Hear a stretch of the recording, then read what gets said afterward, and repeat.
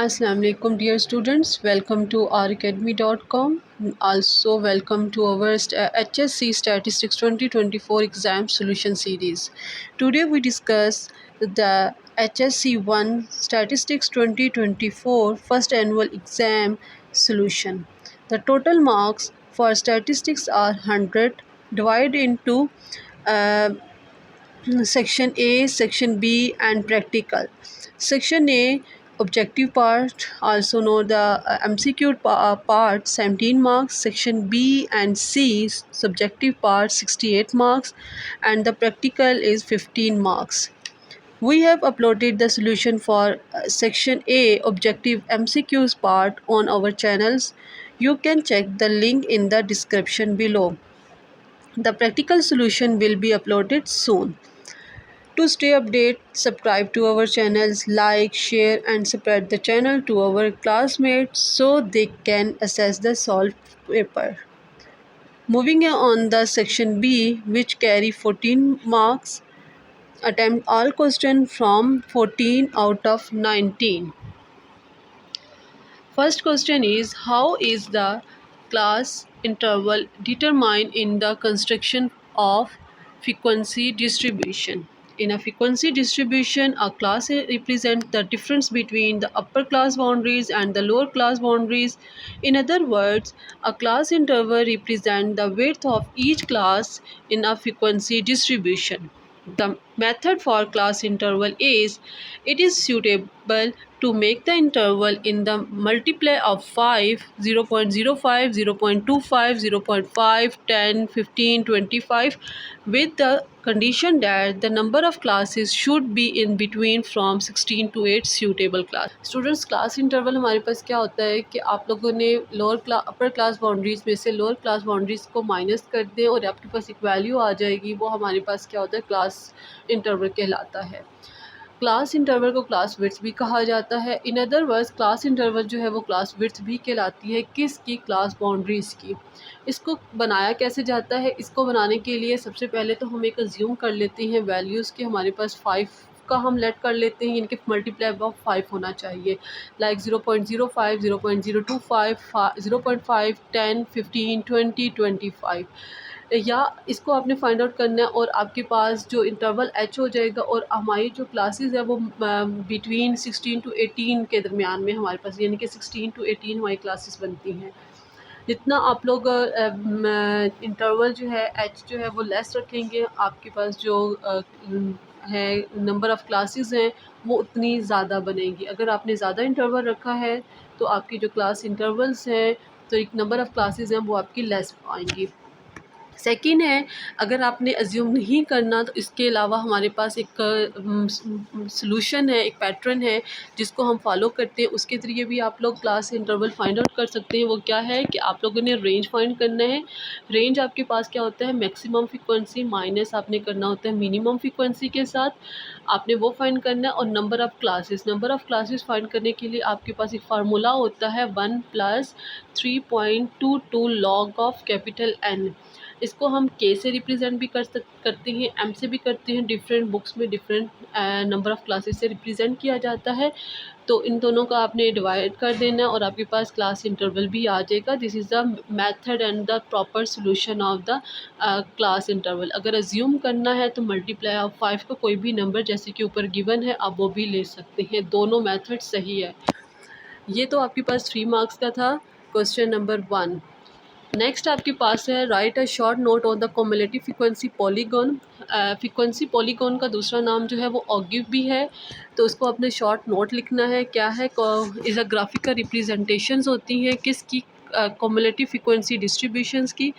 Cumulative distributions जो है वो आपके पास डाटा पॉइंट आपने लेना है, total frequency update and the including the points आपने लेने होते हैं। Graph of the frequency polygon जो है वो ऑगिव कहलाता है। इसको बनाने के लिए सबसे पहले तो आपने क्लास बाउंड्रीज़ बनानी है, make of class boundaries and the cumulative frequencies आपने फाइंड करनी है, प्लॉट करना है upper class boundary on x axis पे और कॉम्युलेटिव फ्रीक्वेंसी जो है वो आपने वाई एक्सिस पे जो है वो लिखनी है और प्लॉट कर देना है cumulative frequency against the corresponding upper class boundaries को। connect the points with class in length as straight line, finding a polygon that assess from the left to right, and the extend the polygon on the x-axis on the both end to the complete the graph. तो ये आपके पास जो है कोमुलेटिव frequency distribution का जो है graph है कि पॉइंट्स हैं कि आप लोगों ने कैसे इसको फाइंड आउट करने हैं। इसके इंपॉर्टेंस क्या है, इसके है visualize of the accumulated data होती है, identifications of the percentage and the quartile find करने के लिए है। इसके बाद आपके पास कंपैरिजन ऑफ डिस्ट्रीब्यूशंस को फाइंड करने के लिए हम जो है frequency polygon cumulative frequency polygon find करते हैं। Understanding the centre tendency and spreadness find करने के लिए हम इसको जो है इसके इस ग्राफ को बनाया जाता है। इंटरपोलेशंस एंड एक्सट्रापोलेशंस हम फाइंड करते हैं और डिसीजन मेकिंग के लिए ये अप्लाई होता है। तो ये हमारे पास इंपॉर्टेंट्स हैं। अगर आपकी अपनी बुक से आपने याद किया तो वहाँ से भी आप लोग लिख सकते हैं। Third question 2024 first annual exam में जो आया है, गिवन आपके पास है कि summation I is equal to 1 to 4 है, एक्स आई 20 है, summation I 1 to 4 Y I जो है वो -10 आ जाता है, और summation I 1 is equal to 4 X I Y I 15 है। फाइंड आपने करना है summation I is equal to 1 to 4 summation I +2 summation Y I -2 find करना है। तो इसको पहले ओपन कर लें। समेशन x+2 वाई -2 को ओपन करेंगे, summation X Y -2 summation x+2 summation Y -4 आएगा, और इसमें वैल्यू पुट करें जो गिवन है और आपके पास आंसर आ जाएगा -49।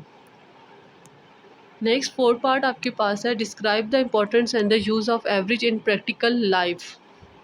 द कॉन्सेप्ट ऑफ एवरेज और मीन, एवरेज को मीन भी कहा जाता है, अर्थमेटिक मीन भी कहा जाता है। इसको इम्पोर्टेंस एंड यूजेस जो है वो आपने बतानी है प्रैक्टिकल लाइफ में कौन कौन सी हैं।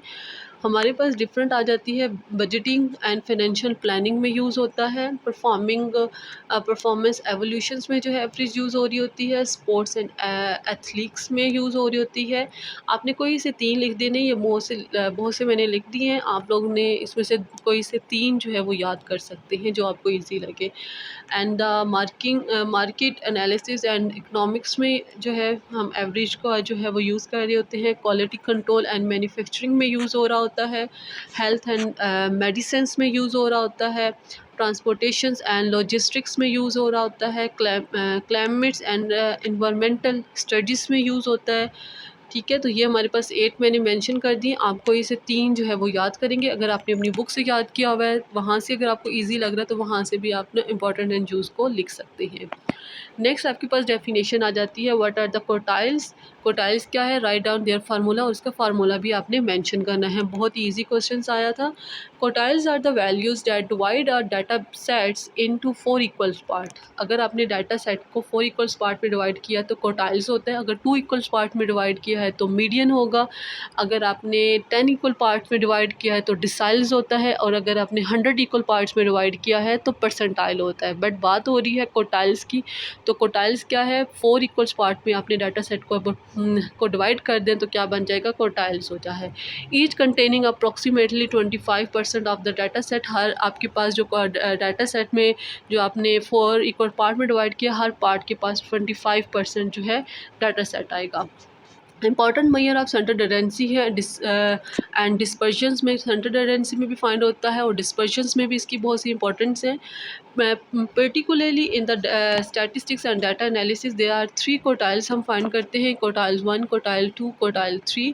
Quartile 1 is a lower quartiles कहलाता है, क्वार्टाइल्स 2 जो है वो मीडियन के इक्वल टू हो जाता है, मिडल वैल्यू बताएगा। क्वार्टाइल 3 जो है वो हमारे पास अपर क्वार्टाइल कहलाता है, और क्वार्टाइल्स 4 जो है वो हम फाइंड आउट नहीं करते बट मेंशन करते हैं, बट हम उसको लेते नहीं हैं क्योंकि उससे हमारे पास जो आपका डाटा सेट है उसके बाहर एक वैल्यू दे रहा होता है, तो इसलिए हम उसको वो वैसे ही आपके पास जो है वो डाटा सेट्स के अकॉर्डिंग टू नहीं आता, तो इसलिए हम क्वार्टाइल 4 को कहते हैं कि 4 के इक्वल टू है, बट हम उसको मेंशन नहीं करते, उसको फाइंड नहीं करते।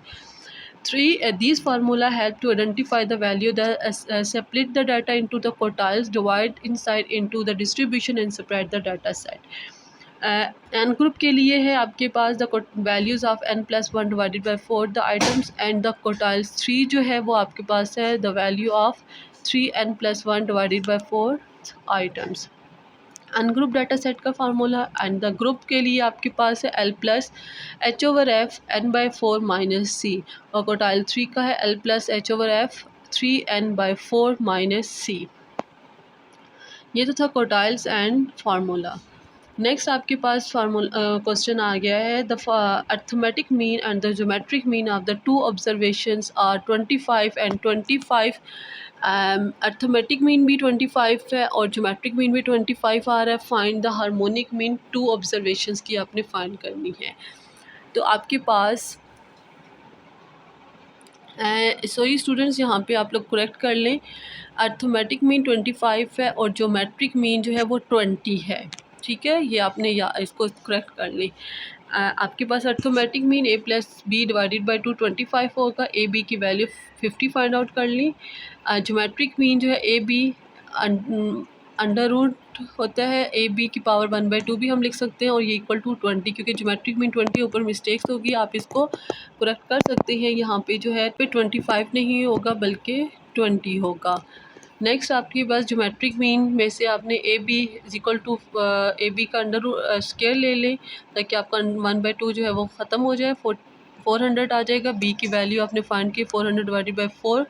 इक्वेशंस आपके पास आ जाएगी ए का स्केयर प्लस 50 जो बी की वैल्यू है वो आपने इक्वेशन नंबर अर्थमेटिक मीन की इक्वेशंस में पुट कर दें, और आपके पास ए और बी की वैल्यू आ जाएगी। हार्मोनिक मीन में आपने फार्मूले में पुट कर दें। हार्मोनिक मीन का फार्मूला होता है 2 divided by 1/a plus 1/b होगा। ए आपके पास जो है वो 10 आया है, बी आपके पास 40 आया। पुट करेंगे आपके पास हार्मोनिक मीन 16 आ जाएगा। What is a CPI and how it is calculated. CPI क्या होता है, उसको कैसे कैलकुलेट किया जाता है। CPI जो होता है वो आपके पास जो है overall change in the price of the specified basket of goods and the services consume in the given period related to the base period. The basket of goods includes the following major groups आपके पास होते हैं। आपके पास जो है CPI जो है वो आपके पास कंज्यूमर प्राइस इंडेक्स नंबर जो है वो आपके पास आता है। इसका सेकंड नेम जो है वो आपके पास रिलेटिव प्राइस इंडेक्स नंबर भी होता है। इस तरह के इसके नेम डिफरेंट भी है। नेक्स्ट आपके पास जो है बास्केट ऑफ गुड कौन कौन सी होती हैं। गुड्स होती हैं, फूड्स होती हैं, क्लॉथिंग एंड फूड वेयर्स होते हैं, फुटवेयर्स होके, and health and education, housing, fuel and lighting, miscellaneous. ये जो है वो आपके पास जो है बास्केट ऑफ गुड है। अगर आपकी बुक में आपने 5 याद किए हुए हैं तो वो भी आप लोग लिख सकते हैं। और इसको CPI का दूसरा नाम जो है कॉस्ट ऑफ लिविंग है।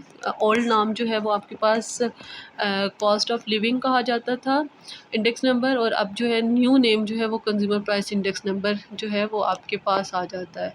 इसके 2 मेथड्स हैं फाइंड आउट करने के। एक होता है aggregate expenditure method and family budget method. Expenditure method जो है वो रिलेट कर रहा होता है लास्ट पेयर इंडेक्स नंबर्स के साथ ही मिलता जुलता है। Summation P and Q not divided by summation P not Q not multiply by 100। And the family budget method जिसको हाउस होल्ड बजट मेथड भी कहा जाता है, summation WI divided by summation W multiply by 100। और I जो होता है वो आपके पास P N divided by P not multiply by 100। Relative price index number का फार्मूला है, और W जो होता है वो बेस पीरियड होता है। Summation P not and Q not होगा। नेक्स्ट अगेन डेफिनेशंस आ गई। What is the meant by link relative. Link relatives क्या होते हैं, और describe the different types of index number. Link relative जो है वो percentage ratio of the price and the current years and the price in the preceding years. Price relative जो है वो current years price divided by the preceding years price जो है वो आपके पास होती है। Pn-1 से डिनोट किया जाता है। Pn divided by Pn-1, n is a current year, n-1 is a previous year. And next आपके पास है टाइप कौन कौन सी हैं आपके पास। प्राइस इंडेक्स नंबर इसमें आ जाता है, क्वांटिटी इंडेक्स नंबर आता है, वैल्यू इंडेक्स नंबर आ जाता है, स्पेशल पर्पस इंडेक्स नंबर जो है इसकी टाइप्स आ जाती हैं। नेक्स्ट आपके पास है गिवन डब्ल्यू आपके पास है डब्ल्यू जो आपके पास वेट जो है, डब्ल्यू को हम वेट कहते हैं, 20, 25, 30, 40 है। और आई की वैल्यू जो आपके पास प्राइस इंडेक्स नंबर की जो वैल्यू आ रही है वो आपके पास है 100, 101, 1110 और 120 है। और आपने consumer price index number find out करना है। स्टूडेंट्स, अब आपके पास दो फार्मूले, अभी आपने ऊपर भी देखा है, कंज्यूमर प्राइस इंडेक्स नंबर के दो फार्मूले होते हैं। एक आपके पास एग्रीगेट एक्सपेंडिचर मेथड आ जाता है, दूसरा हाउस होल्ड या फैमिली बजट मेथड आ जाता है। क्योंकि फैमिली बजट मेथड में डब्ल्यू और आई गिवन होता है, तो हम वहाँ से इसको इजीली जो है वो पुट करके हम फैमिली बजट मेथड ही को यूज़ करेंगे। डब्ल्यू और आई का टेबल बना लेंगे, इसकी कैलकुलेशंस करेंगे, फार्मूले में फैमिली बजट मेथड के फार्मूले में पुट करेंगे और आपने आंसर फाइंड आउट कर लेना है। बहुत ही ईजी क्वेश्चन आया हुआ है, 3 मार्क्स का आपका क्वेश्चन। 1 मार्क्स जो है वो आपका फाइंड आउट करने के हैं, डब्ल्यू आई फाइंड करने के, 1 मार्क्स जो है वो आपके फार्मूले के हैं और 1 मार्क्स आपका आंसर के हैं। तो 3 मार्क्स का ये क्वेश्चन आ जाएगा। नेक्स्ट अगेन डेफिनेशंस आई हुई है, differentiate the term no correlation and the curvilinear correlation, also write down the properties of the correlation coefficient। No correlation and curvilinear correlations क्या होते हैं और इसकी कुछ प्रॉपर्टीज़ जो है कोरिलेशन कोफिशेंट्स की वो आपने मेंशन करनी है। No correlations mean there is no relationship between the two variables, किसी भी दो वेरिएबल के दरमियान में कोई रिलेशनशिप नहीं है तो उसको हम नो कोरिलेशन कहते हैं। इसकी एग्जांपल्स जो है वो coffee consume and consumptions and intelligence के साथ इसका कोई लिंक नहीं है। हाइट अगर आपकी ज़्यादा है या कम है उसका एग्ज़ाम स्कोर के साथ कोई ताल्लुक़ नहीं बनता। शूज़ साइज़ के साथ आपका मूविंग वॉचिंग के साथ कोई ताल्लुक़ नहीं बनता। वेट अगर आपका ज़्यादा हो रहा है तो उसका इनकम के साथ, या वेट कम हो रहा है तो उसका इनकम के साथ कोई लेना देना नहीं है। तो ये आपके पास नो कोरिलेशन कहलाएगा। ठीक है, एक के अफेक्ट करने से दूसरे पे कोई इफेक्ट नहीं पड़ेगा तो वो आपके पास क्या होगा, नो कोरिलेशन होगा। कर्वीलिनियर कोरिलेशंस क्या होती हैं, is present if the change between the variable is not constants. अगर आपके पास जो कर्वीलिनियर कोरिलेशंस होती हैं present in the change between the, changing हो रही होती है आपके पास और उसके कांस्टेंट पे कोई इफ़ेक्ट नहीं पड़ रहा होता, तो ये आपके पास क्या होता है, कर्वीलिनियर कोरिलेशन होता है। और इसकी जो शेप बन रही होती है वो यू टाइप की शेप जो है वो बनेगी। यानी कि अगर आपका एक इंक्रीज़ कर रहा है the value of one variable तो दूसरा जो होगा वो डिक्रीज़ कर रहा होता है। इसके बाद आपके पास जैसे कि एक्सरसाइज अगर आप लोग कर रहे हैं तो आपका जो है वेट जो है वो लूज़ होगा, और अगर आप एक्सरसाइज नहीं कर रहे तो आपका वेट जो है वेट जो है वो आपका इंक्रीज़ हो जाता है। तो this example is the curvilinear correlations की है। प्रॉपर्टीज़ क्या है आर की, आपने बहुत ईजी सी आपने याद भी की होगी।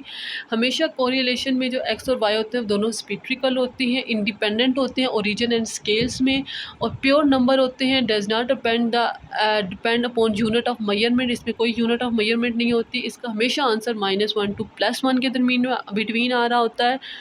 कोरिलेशन कोफिशिएंट जो है वो ज्योमेट्रिक मीन आपके होते हैं किसी भी दो रिग्रेशन के, जैसे BYX एंड BXY आप लोग लें उसका अंडर रूट लें तो आपके पास R आ जाता है।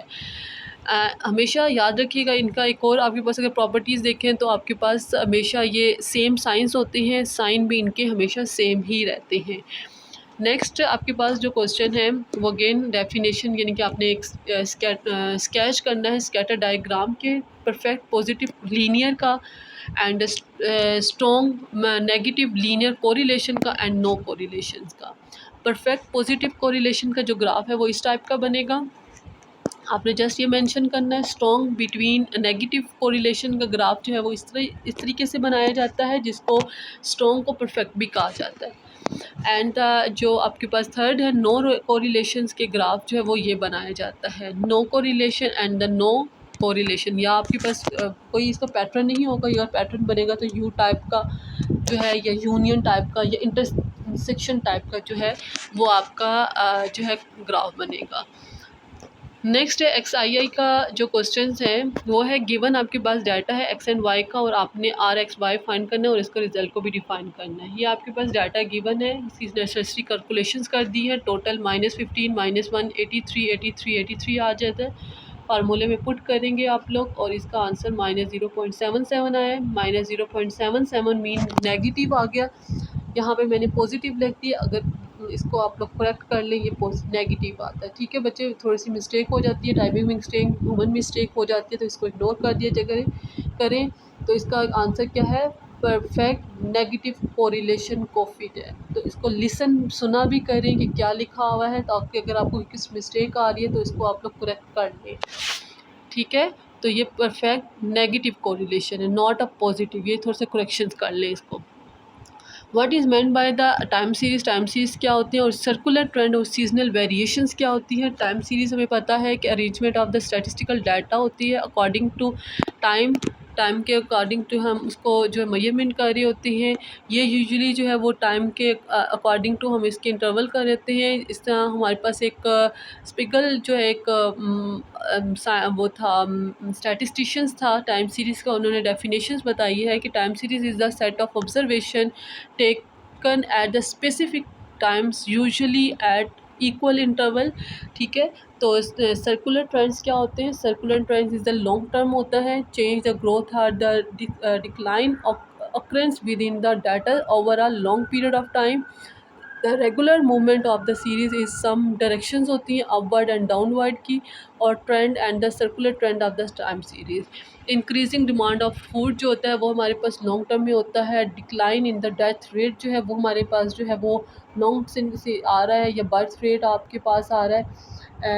इसके बाद आपके पास increase in the gas demand on the source of the energy जो है वो आपके पास decline in the saving due to high price level. Seasonal variation जो है वो आपके पास सीज़नल टाइप जो है वो आपके पास जो चेंजिंग आ रही होती है उसको कहा जाता है शॉर्ट टर्म पीरियड होता है। ये आपके पास ये business variation weekly, monthly, quarterly, yearly जो है उसमें ये इसकी जो है वेरिएशंस आती है। जैसे कि आपके पास greater demand for the woollen cloth in winter में आप लोग कर रहे होते हैं। ये है पुल्का वॉल्स आइसक्रीम जो है वो सेल्स हो रही होती है। जैसे वॉल आइसक्रीम जो है वो सेल होती है जून जुलाई में, बहुत गर्मियों में सेल हो रही होती है, ज़्यादा इसकी डिमांड हो जाती है।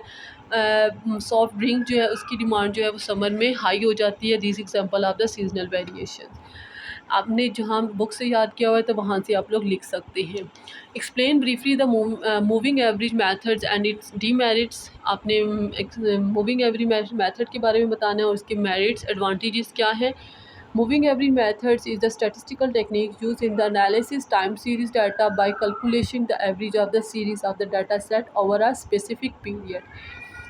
मेरिट क्या है? स्मूथिंग आउट डाटा होते हैं, रिड्यूसिंग नॉइस होती हैं आपके पास, simple to understand and use होते हैं, यूज़फुल फॉर कास्टिंग हो रही होती हैं, इजी टू कैलकुलेट होते हैं, और वर्सटैलिटी इसके जो है मेरिट्स आ जाते हैं। नेक्स्ट आपके पास 15 क्वेश्चन जो है summation X is equal to 0 है, summation Y is equal to 84 है, summation X Y is equal to 210 है, समेशन एक्स स्क्वायर जो है वो 70 है। Find the value of the intercept and the slope.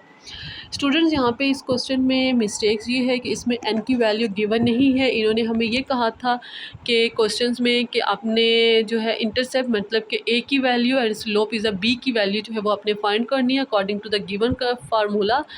But यहाँ पे मिस्टेक ये है कि यहाँ पे हमारे पास एन इज़ मिसिंग है। तो एन नहीं होने की वजह ना होने की वजह से इस जो चीज़ें गिवन है जैसे हमने मेंशन कर दी, जैसे बी हम फाइंड कर सकते थे हमने फाइंड कर लिया, बट ए वैल्यू हम फाइंड नहीं कर सकते थे, जो कि हमने यहाँ पे जस्ट मेंशन कर दिया कि ए हमारे पास summation Y is equal to N 84 divided by N है। अगर एन होता तो हम पुट कर देते, एग्जैक्ट इंटरसेप्ट की वैल्यू आ जाती, अदरवाइज़ हम नहीं फाइंड कर सकते, हमने यहीं पे स्टॉप कर दिया है। Clear? What is the univariate and the bivariate frequency distribution? Univariate and bivariate frequency distributions क्या होती हैं और डिस्क्राइब करना है कंटीजेंसी टेबल को।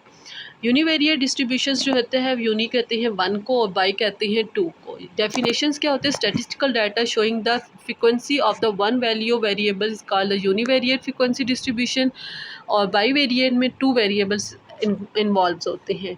ठीक है, और इसमें does not deal with the cause of relationship होते हैं, इसमें रिलेशनशिप जो है वो इन्वॉल्व होती हैं। जैसे कि हम यूनिवेरिएट में जस्ट हाइट को मेजर करते हैं, बाई वेरिएट में हाइट एंड वेट दोनों को हम लेके चल रहे हैं, तो उसमें कंपैरिजन होता है, और यूनिवेरिएट में कोई कंपैरिजन नहीं हो रहा होता। क्लियर? ये यहाँ पे थोड़े से रिप्रेजेंटेशंस लिखी हुई हैं, पर्पस लिखा हुआ है, मेजर एनालिसिस है, यहाँ पे आप लोग फाइंड देख सकते हैं। यूनिवेरिएट जो है वो हमारे पास इस टाइप के डाटा हो गए। कंटीजेंसी टेबल्स क्या होता है? कंटीजेंसी टेबल्स को क्रॉस टेबल्स भी कहा जाता है या क्रॉस क्रॉस टैब भी कहा जाता है, ये याद रखिएगा। The types of the tables in a matrix is form that represent the multiplicative frequency distribution of the multivariate frequency. देखिए आपके पास वन वेरिएबल्स आपने लिख लिया, यूनिवेरिएट होता है, बाई वेरिएट होता है, तो उसके बाद कंटीजेंसी टेबल्स आ जाते हैं, तो ये मल्टीपल वेरिएशंस में अप्लाई हो रहा होता है, ठीक है। और ये हम यूज़ एक्चुअली ये हम यूज़ करते हैं आपके पास जब क्वालिटेटिव डाटा आता है, जिस एट्रीब्यूट्स टाइप का डाटा आता है, तब हम इसका जो फाइंड आउट करते हैं। हम किसी के रिलेशनशिप के बारे में हमने चेक करना हो तो वहाँ पे हम कंटीजेंसी टेबल जो है वो यूज़ कर रहे होते हैं। लाइक दिस तरीके से हम हमारे पास मेल और फीमेल है, पीसी और एमएससी हम फाइंड कर रहे हैं कंप्यूटर का, तो ये हमारे पास कंटीजेंसी टेबल 2x2 का टेबल्स है। नेक्स्ट आपके पास आ जाता है कि समेशन x माइनस एक्स बार 90 है, समेशन y एस वाई की वैल्यू 80 है, समेशन x माइनस एक्स बार y माइनस वाई बार 120 है, r 0.5 है, n की वैल्यू फाइंड आउट करनी है। तो r का फार्मूला हम यूज़ करेंगे, एस वाई का फार्मूला यूज़ किया, और x का फार्मूला हमने यूज़ किया है summation x minus X bar square divided by n। ये थोड़ा सा ब्लर हो गया है क्योंकि मैंने थोड़ा सा पिक्स से लेकर इसको अपलोड किया था, तो इसलिए ये थोड़ा सा ब्लर हो गया। 0.5 हो गया 120 N 20 divided by N multiply by 100। इसको सॉल्व कीजिएगा तो एन आपके पास 10 आ जाएगा। नेक्स्ट आपके पास है गिवन, आपके पास है वैल्यू y इज इक्वल टू 1 1 2 3 3 6, x की वैल्यू है 0 1 2 3 4 है, y हेड की वैल्यू गिवन है। शो आपने करना है समेशन e का square is equal to 2, x की वैल्यू y की टीगर नेसेसरी कैलकुलेशंस की है और आपने वैल्यू फाइंड आउट कर लेनी है। लास्ट 19 क्वेश्चंस आपके पास है। मॉडरेट स्क्यू डिस्ट्रीब्यूशन है, मीन की वैल्यू 20 है, मीडियन की वैल्यू 17 है, और आपके पास कोफिशिएंट ऑफ वेरिएशन जिसको सिंपल हम CV कहा जाता है उसकी वैल्यू आपके पास 20 है, और आपने कोफिशिएंट ऑफ स्क्यूनेस फाइंड करना है, और यहाँ पे इसकी पहले आपने S फाइंड करना है और कोफिशिएंट ऑफ स्क्यूनेस के फार्मूले में पुट करेंगे और आपके पास आंसर आ जाएगा। स्टूडेंट्स ये तो था आपके पास सेक्शंस बी जो है वो आपके पास 68 मार्क्स का है। 19 क्वेश्चन सॉल्व हुए हैं, एग्जैक्ट सॉल्व हुए। अगर कोई मिस्टेक्स अगर आपको नज़र आ गई है तो कमेंट सेक्शन में लाजमी बताइएगा। नेक्स्ट अभी हम स्टार्ट करने लगे हैं सेक्शन सी। सेक्शन सी जो है वो हमारे पास 26 मार्क्स का है। 26 मार्क्स में आपके पास 2 क्वेश्चन आपने अटैम्प्ट करने हैं आउट ऑफ 3 में से। तो आपके पास फर्स्ट क्वेश्चन है calculate the mean deviation from mean and the mean from median आपने फाइंड करना है। टोटल आपके पास जो नंबर ऑफ़ स्टूडेंट्स हैं वो 80 हैं, एंड क्लासेस जो है वो क्लास मार्क होगी आपके पास 20 to 30 30 to 40 already class boundaries जो है वो हमारे पास गिवन है। नंबर ऑफ़ क्लासेस जो हैं वो आपके पास f की वैल्यूज़ है, इसको सम करेंगे तो समेशन f आपके पास 80 आना चाहिए। सोल्यूशन में mean deviation from mean and the mean deviation from median के लिए पहले तो आपने मीन फाइंड करना है, सिंपल मीन फाइंड करेंगे and the simple median find करना है। उसके बाद आपने mean deviation from mean and the mean deviation about median के फार्मूले जो है उसके बीच में आपने वैल्यूज़ पुट करनी है। उसके लिए आपके पास जो नेसेसरी टेबल्स जो हैं वो आपके पास इसी टाइप के होंगे। हल्का सा आपके पास ब्लर किस्म के ये जो है डाटा है वो आ रहा है, ये ले लिया आप, ठीक हो गया।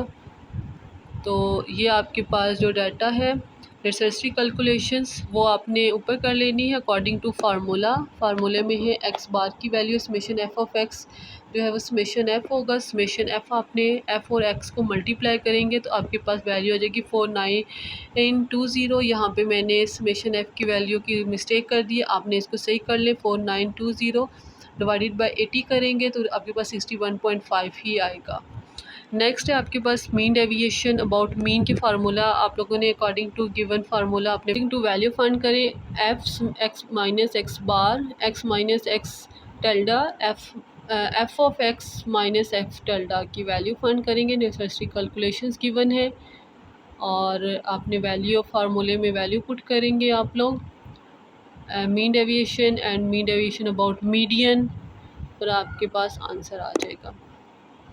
नेक्स्ट क्वेश्चन आपके पास है obtain the trend value from the following data by using method of semi average.